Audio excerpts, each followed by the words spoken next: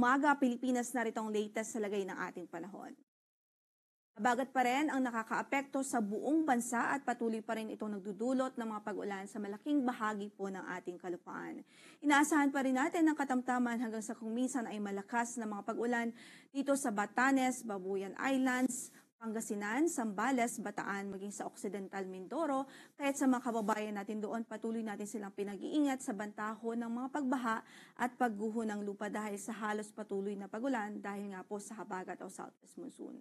Samantala, dahil pa rin sa southwest monsoon, inaasahan pa rin natin ang generally maulap na papawirin at ina-expect pa rin natin ang mga pag-ulan ngayon sa natitirang bahagi pa ng Ilocos Region, sa Cordillera Administrative Region, Mainland Cagayan, sa natitirang bahagi pa ng Central Luzon, dito po sa Metro Manila, Cavite, Batangas, Rizal, Laguna, natitirang bahagi pa ng Mimaropa Region, sa Aklan, Antique, Negros Island Region, maging sa Zamboanga Peninsula. Kahit saan man ang lakad natin sa araw na ito, huwag kong kalimutang magdala ng mga pananggalang saulan.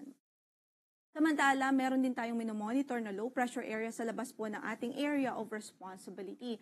At base sa ating latest kanina na forecast at sa analysis natin, huling nakita yan sa layong 1,685 kilometers silangan ng extreme northern Luzon. So malayo naman po ito sa atin, nasa labas po ito ng ating area of responsibility at wala po itong direktang epekto ngayon sa anumang bahagi ng ating kalupaan.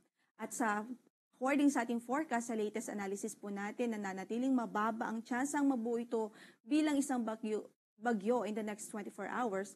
At generally, northwestward o pahilagang kanluran ng kanyang magiging pagkilos.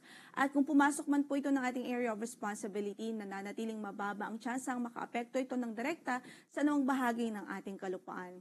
Ngayon po man, patuloy pa rin po tayong mag-antabay at mag-monitor sa magiging updates ng pag-asa ukol sa nasabing weather disturbance. Para naman po sa real-time na warnings, thunderstorm and rainfall warnings, bisitahin po natin ang website na panahon.gov.ph para po sa mga updated na possibilities kung meron man pong tsansa ng mga pagkidlat pagkulog o may mga nararanasang pagkidlat pagkulog at mga pag-ulan sa inyong lugar, ay bisitahin po natin itong website panahon.gov.ph at dyan po natin, nire-release din po natin, nag-i-issue po ang ating Pag-asa Regional Services Division ng mga thunderstorm advisories and rainfall advisories at dito po natin makikita sa website na ito. Samantala, i-reiterate lamang po natin ang ating forecast for today sa malaking bahagi ng bansa. Dahil nga po sa southwest monsoon o habagat, patuloy pa rin ang malalakas na mga pag-ulan dito po sa Zambales, Bataan, Pangasinan, Occidental Mindoro, maging sa Batanes at Babuyan Islands.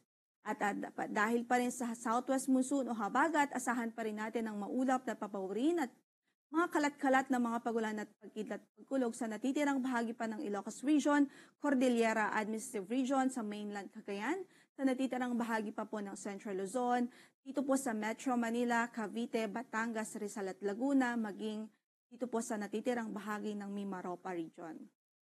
Para naman sa ating pagtayo ng ating temperatura sa luwag, from 24 to 28 degrees Celsius ang ating inaasahan. Sa Baguio ay 17 to 20 degrees Celsius. Sa Tuguegarao ay 24 to 32 degrees Celsius. Sa Metro Manila, 27 to 31 degrees Celsius. 27 to 33 degrees Celsius naman po sa Legazpi City at sa Tagaytay ay 25 to 30 degrees Celsius. Para naman sa magiging forecast sa natitirang bahagi pa ng Luzon, yun po yung dito sa Quezon Province at maging sa Bicol Region, asahan natin bahagyang maulap hanggang sa maulap ang papawirin at may tsansa pa rin ho man ng mga thunderstorms o pagkidlat pagkulog, especially po sa hapon at gabi.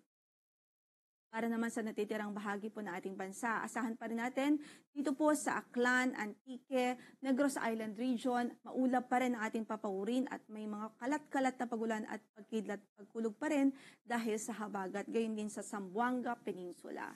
Pero sa natitirang bahagi ng Visayas at Mindanao, bahagyang maulap hanggang sa maulap ang papawirin at may tsansa lamang ng mga thunderstorms sa hapon at gabi. Para sa pagtayo ng ating temperatura doon sa Tacloban from 26 to 33 degrees Celsius, 26 to 33 din po sa Cebu City at 25 to 32 degrees Celsius sa Puerto Princesa City, 25 to 32 sa Cagayan de Oro, 24 to 32 naman sa Davao City, habang 24 to 31 degrees Celsius po sa Zamboanga City. Kasalukuyan ay wala rin po tayong gale warning sa anumang bahagi ng ating mga baybaying dagat pero ingat lamang po especially sa maliliit na sasakyang pandagat lalong-lalo na dito